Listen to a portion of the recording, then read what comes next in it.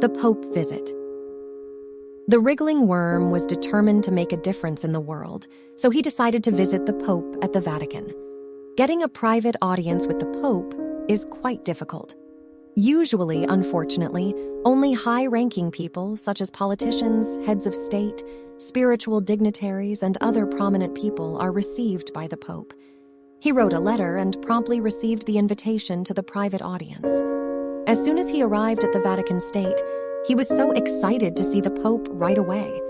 The Pope is very wealthy. He even has a whole country for himself, and it is called Vatican State. He is protected by the Swiss Guard. The Pope greeted him warmly and was fascinated by the small, colorful creature. The worm told the Pope about his dream of becoming a cartoon character and how he had managed to become one. He explained how his story had resonated with people of all ages and inspired them to think more critically about the world around them.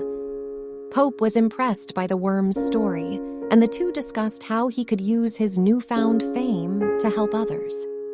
The Pope suggested to the worm that he use his comic to spread positive messages and help people in need.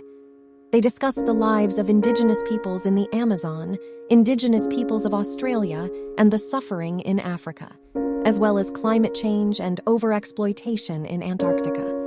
The worm was so excited by the conversation and thanked the Pope for his support. The worm left the Vatican feeling energized and inspired to make a difference. He used his comic book to spread messages of kindness, courage, and hope to people around the world.